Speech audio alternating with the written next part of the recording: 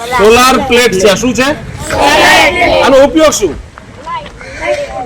વીજળી બચાવવા આ શું કરે છે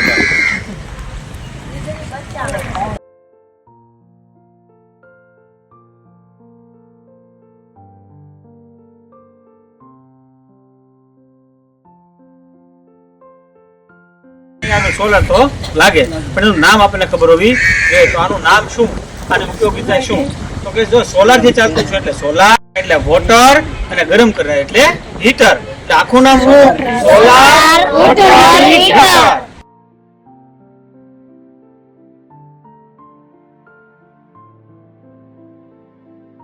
સ્ટીમ એન્જિન સ્ટીમ એટલે વરાળ એન્જિન એટલે યંત્ર વરાળ દ્વારા ચાલતું યંત્ર સ્ટીમ એન્જિન